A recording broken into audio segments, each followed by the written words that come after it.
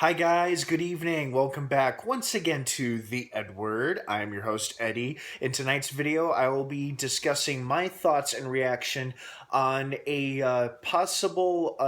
the possibility of a spin-off solo film for the beloved DC character Harley Quinn, who will be making her big screen debut later in August when Suicide Squad hits theaters. The story broke earlier today online. There is nothing official or confirmed. I should make that very clear right now. Nothing is confirmed as of yet. It is just a juicy rumor at the moment.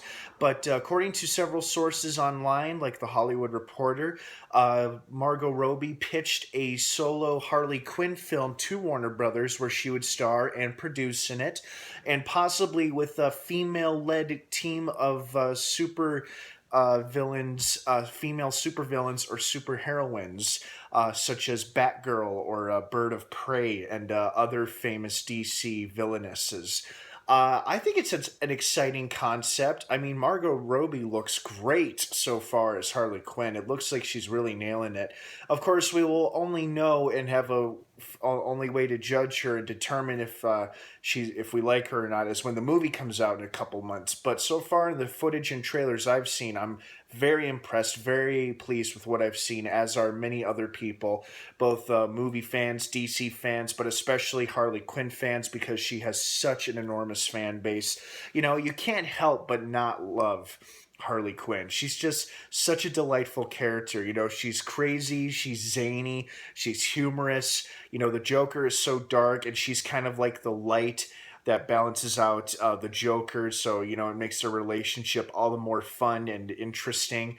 I could definitely see it as a possibility because Warner Brothers did unveil recently three release date slots for three yet to be revealed films. One of them will probably be the Ben Affleck solo Batman film, and chances are one of those release dates very well could be the Harley Quinn movie, if that is indeed happening. I guess we'll find out more as the story develops as to whether or not it's definitely happening or not. Only time will tell. Personally, I wouldn't mind seeing it happening. If it doesn't happen, that's unfortunate. I'm sure she'll make plenty of appearances in other upcoming DC films, but it's an exciting idea. I like it. Speaking of DC films, it also broke earlier today from the Hollywood Reporter as well that there's been a power shift in running the DC cinematic universe. It seems two big DC names, both one of whom I'm quite familiar with, and I really like his work. Jeff Johns and John Berg will now be running the DC universe, or at least they will be overseeing mostly creative control of it. Jeff Jones has always had a huge hand to play when it comes to DC history, when it comes to the animated shows, live action TV shows, and he's written a number of graphic novels and comic books. My personal favorite, I'm not much of a comic book reader, but I loved this story, was the Forever Evil storyline. That was a really, really fun read, and he wrote most of it, I believe, and it is such an enjoyable, exciting read. And he's written and done a lot of DC-related projects that I've really admired over the years. I've got complete confidence in him and John Berg, who I believe is a producer and a storyteller for several live-action DC shows, such as Arrow, Flash, possibly Supergirl. Don't know about Gotham, but he's definitely had a hand to play in DC for many years. Point being, both of them have had a lot of experience and many years with Warner Brothers and DC, and if these two are going to be running the DC film plate, that should give people hope. I know not everybody was a fan of Batman v Superman. A lot of people like to blame Zack Snyder or other various aspects. So if you weren't a fan of Zack Snyder being the director of Batman v Superman or Justice League, rest assured now knowing that Ben Affleck is going to be an executive producer for Justice League Part 1, but Jeff Johns and John Berg will also be at their side to help tell a great, exciting story and help pave the way for the rest of the DC universe. So that's exciting. That should be fairly uplifting. In other news, one of the screenwriters from Jurassic World, Derek Connolly, is supposedly doing rewrites or polishing up the script for Pacific Rim 2, that we know is definitely happening now with Del Toro producing and TV director Stephen S. McKnight or Knight directing the film.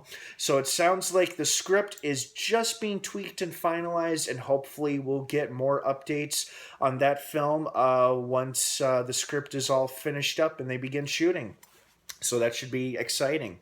Moving on, it's also been confirmed by Kevin Feige, president of Marvel Studios, that actress Natalie Portman will not be returning to play her character Jane Foster in the upcoming third Thor film, Thor Ragnarok, which is due out in theaters next November, November 2017.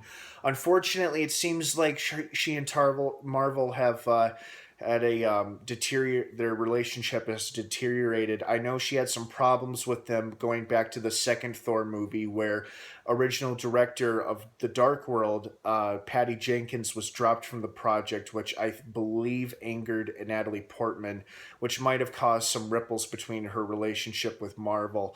Other than that, Kevin Feige said her presence was not entirely necessary to the story for Thor Ragnarok anyway. It sounds like most of it will be taking place in outer space and the cosmos, with only a few scenes on Earth. So if Jane Foster is absent from one Thor movie, I think we'll be okay, guys.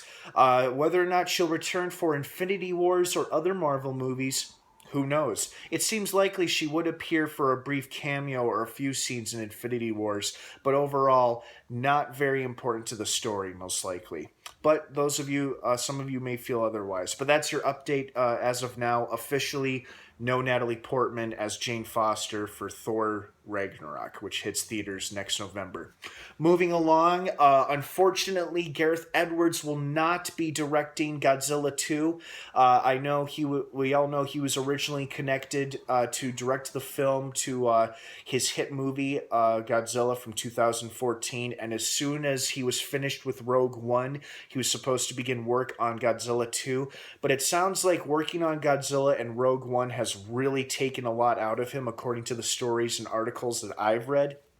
Making blockbuster films demand so much time, energy, and resources from the director alone, and I think J.J. Abrams would agree, especially after doing The Force Awakens, that it really, really does eat up a lot of your time and it drains you. I'm sure it's fun and very, very rewarding, but it sounds like he's got other projects and smaller film ideas that he'd rather work on than focusing on continuing a blockbuster franchise. So as saddening as it was to hear this, unfortunately, Gareth Edwards will not be directing Godzilla 2, which was recently delayed to a new release date. Instead of June 8th of 2018, it will now be March 22nd of 2019. So we still got a few more years to go, but that's plenty of time for Warner Brothers and Legendary to hire a new director. Sorry to see you go, Mr. Edwards, but I think we'll all feel much better about it after we see and love Rogue One, a Star Wars story, due out in theaters this December.